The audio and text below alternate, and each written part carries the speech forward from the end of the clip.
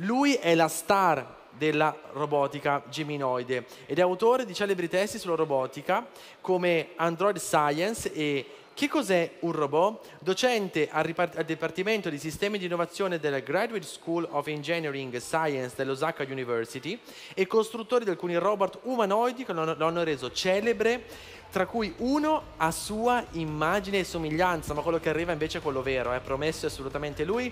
È venuto a trovarci e raccontarci le sue ultime invenzioni il docente Hiroshi Ishiguro. Welcome! Thank you for being here. Nice to meet you. Nice to meet you. I'm very honored to have you here. Thank you very much. Thank the you. stage is yours. Thank you. Thank you very much.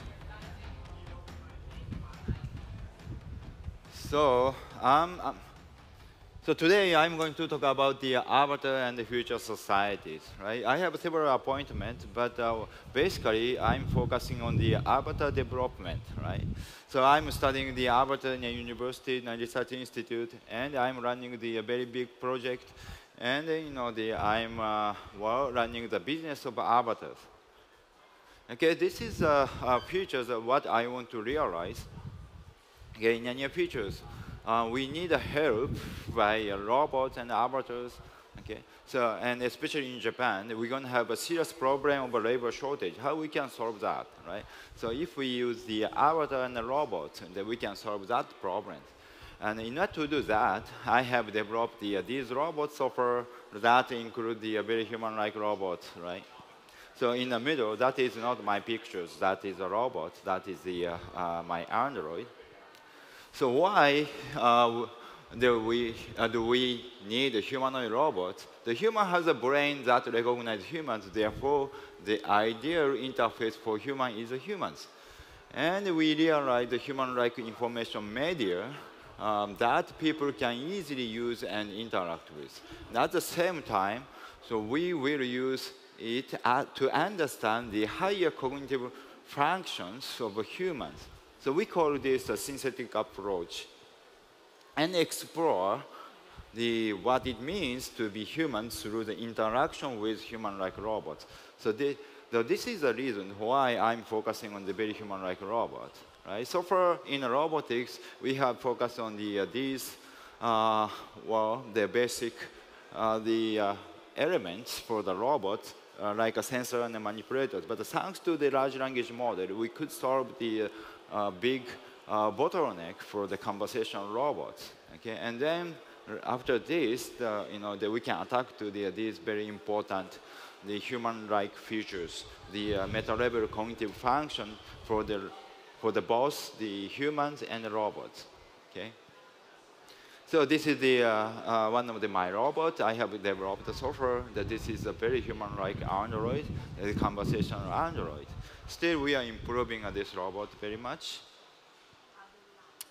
And now I am focusing on the avatar technologies, right? So this is my first avatars I have created in 1999.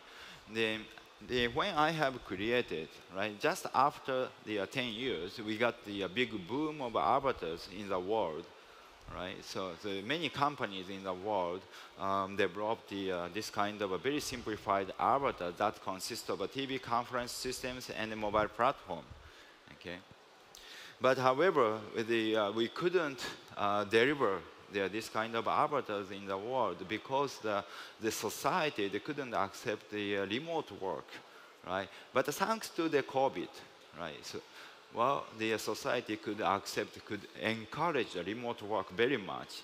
Now we have a big chance to deliver this kind of avatar technology in the societies.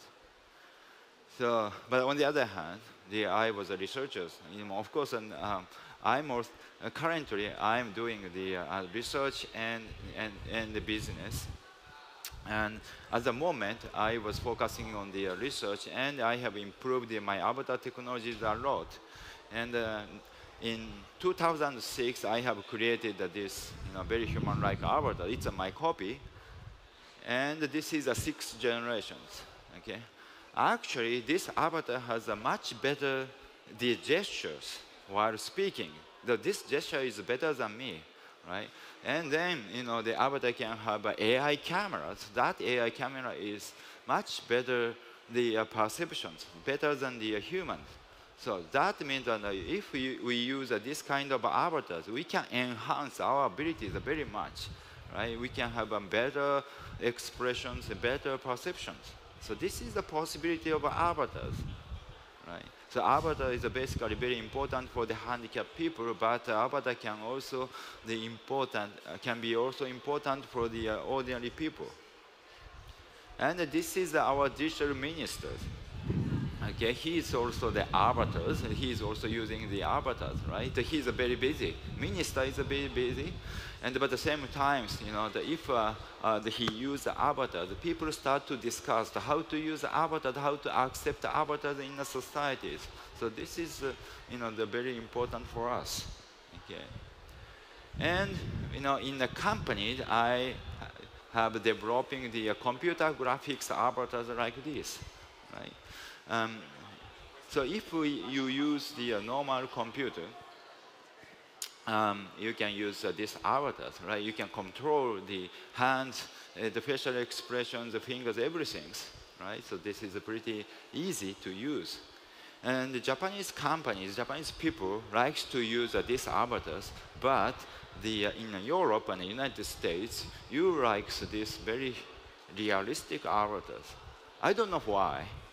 Why the Japanese are so, likes the animation character so much, and you like the realistic avatar so much. But anyway, so by using the normal, but just a little bit higher level computers with the GPUs, the price is around just €1,000. So you can control this very realistic avatars, right? So you can control the facial expressions and the gestures and the finger movement, everything, right? And then you can have a job, right? By using these avatars, you can have a job anytime, anywhere. Right?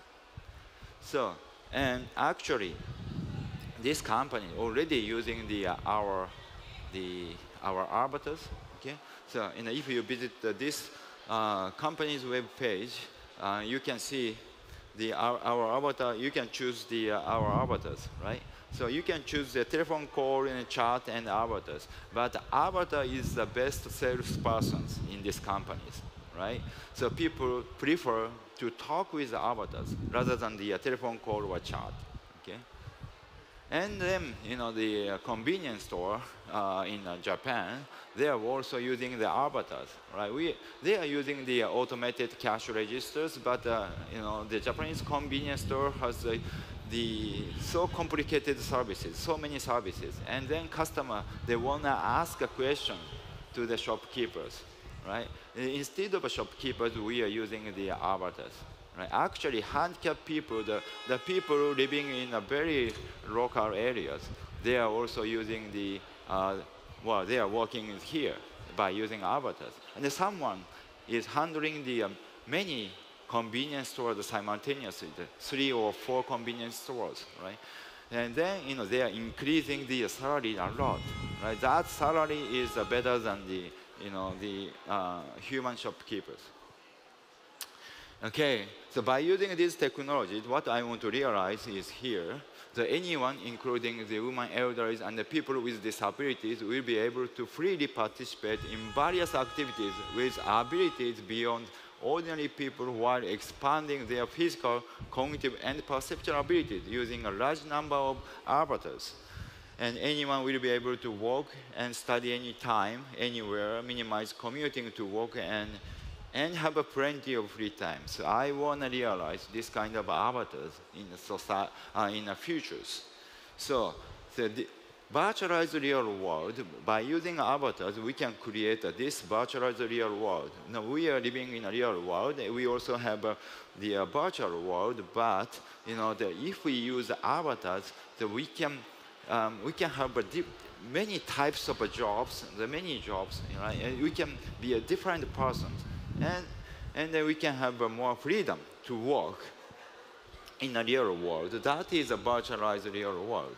And then we can realize the diversity and the inclusions. So using avatars, we can realize a society in which everyone recognizes each other, they connect with each other, and lives together, right? So including the handicapped people, the elderly, everybody can have a job, can work freely. So that is the features developed by avatars. So the near futures, I believe, we can develop the human-robot symbiotic society by using our technologies. But the important future of that society is everybody going to have a chance to think about the human itself, right? So avatar, the robot, is a mirror to reflect the humanities. So near futures, that we're going to have this kind of more ideal societies, especially in Japan, but hopefully in Italy. Thank you for your attention.